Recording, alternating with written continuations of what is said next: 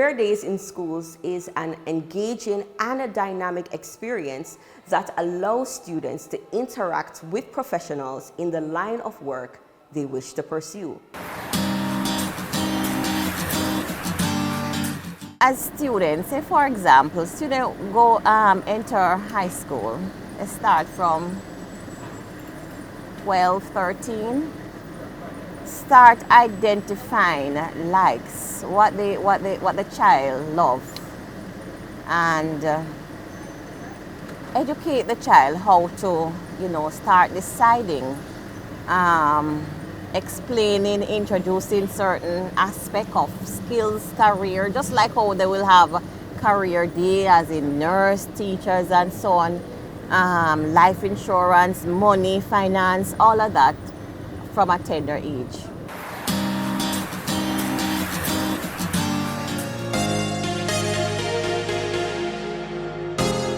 Welcome to the start of another He Says, She Says series, where we express our perspectives on topics such as relationships, workplace habits, careers, and other issues, more frequently discussed in silos, but we are now bringing to the forefront. Joining us today is Reverend Winston Peku, Chairman and Chaplain of the Frankfield Primary School Board. He's a successful entrepreneur and the resident pastor for the Frankfield and Grantham Circuit of Churches of the Church of God in Jamaica. We're also joined by Avina Henry, Region 6 President for the Jamaica Association of Guidance Counselors in Education. And our third guest is business owner Adermi Mitchell. Welcome to the show. They will be giving some perspective on everyday life situations we all want to talk about. And I'm your host, Andre Palmer. Today, we're discussing all things careers. Let's get right into it. I want to ask a question. At what age should we start to think about the career path to take? I want to start with you, Avina. All right. For me, based on my assessment or observation, I wouldn't say there is a specific age. From the child was born, you would realize that there are things that they nurture. You will see a child who loves to draw, or you're fixing your car, the child loves to come and take that tool. You're cleaning the house, the child is there probably fixing curtains or something. If you pay close attention to your child at home, you will realize that that career or that skill is already there. So it's for us to nurture that child. And in choosing career, we have to remember that persons go through stages, different stages where they establish their career, and sometimes they think this is what they want and they change again. So there is no specific age for you to say, okay, this is what I want. What we are supposed to do as guidance counselors, as parents and guardians, is to nurture that which a child has that will lead them to their career path. Okay, all right, Rev, I want to ask you the question now in terms of, is knowing what career field that you want to go into similar to knowing your life's purpose? Well, I'll say yes and I'll say no, because your purpose, your career field should fall along with your purpose, because your purpose should not be separate from your career, because your purpose is your entire life. But the thing is that sometimes we don't find our purpose very early, so it's not a one-size-fits-all. So there will be adjustment and, dropping off and things, but your purpose should include your career. And never forget that. Your career should be a part of your purpose, because if you have a career that is separate from your purpose, then your life will be fragmented. Okay, all right. Adermi, I want to ask you this question. Is having a career more important, or having a life skill or a skill is more important? To be honest, both are important, but if I was supposed to choose, right, I would say having a skill, because having a skill actually allows you to actually, it can even take into the career path that you actually want to grow into, but having a skill really and truly is allows you to multitask. So you can choose whether or not with your skill, whether you want to go work for somebody or work for yourself.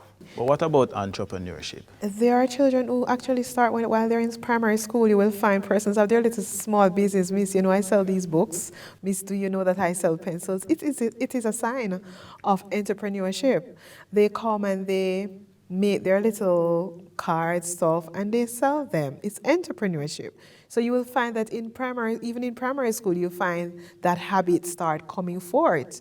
The practice of entrepreneurship, where they start doing their little hustling, as we would call it, as Jamaicans, right? So it is there. It's just for us to identify it and to help them to realize this is what is happening. So, Adermi, you're a business owner. What age did you start to think about wanting to enter entrepreneurship? It's around when I was 21, to be honest. That's the age I started to really put more of my focus on in trying to get my own things together. To help our people, what can we do to jumpstart our career or entrepreneurial pursuits? Well, you just have to look around, watch the market, look at the market, because you can't just say you want to go sell something or look at the market, look what the market needs, and then you seek to supply that in a very honest way, and then you see where you can improve, because it makes no sense that you have 6 shops on the road and you want to open another shop. That would be foolhardy. You see what you can supply those shops in order to. So is that you have to be looking, you have to be observing, you have to be listening and feeling the pulse so that you will know what to do in order to go forward. And I would add to that knowledge of what is out there. There are many opportunities out there persons don't really know about. So in order for them to probably use that opportunity to start a small business, they have to know where to go and how to go about it. I would encourage our young people to read a lot, because when you read, you learn a lot. And don't be afraid. Get rid of fear and go for that which you think you need, as long as it's something that is going to add to the society. That's a good note to end on. Observe the market and also be fearless. Well, this is the end of our He Says, She Says conversation. Stay tuned for more. Our guests were Reverend Winston Peku, Avina Henry, and Adermi Mitchell. Thank you for watching. I'm Andre Palmer. Take care.